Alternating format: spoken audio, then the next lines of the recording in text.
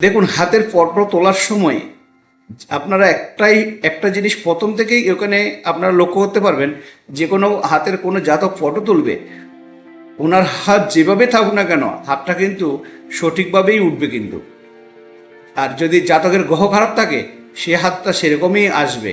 অনেকে দেখা যাচ্ছে আঙ্গুল, বুধের আঙ্গুল এদিকে চলে যাচ্ছে, বৃহস্পতির আঙ্গুল এদিকে চলে যাচ্ছে, অনেকে দেখা যাচ্ছে রবির আঙ্গুল এদিকে চলে যাচ্ছে, শনিটা বেশ সোজা আছে। এই ধরনের বিভিন্ন আমি দেখেছি। তারা জাতকেরা কি ভুল করে বা ইচ্ছাকৃত করে তাই নয়, হাতটা যখন ফটো তোলার সময় কিন্তু জাতকের এই হাতটা এরকমই হয়ে থাকে।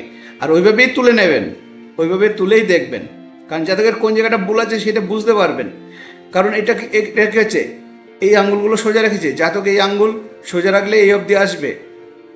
কিন্তু এই অবধি আসলে কী হবে, জাতকের এই যে এত সমস্যার কারণে জাতকের আস্তে আস্তে ইচ্ছাশক্তির জায়গাটা অনেকটা কম হয়ে যাচ্ছে।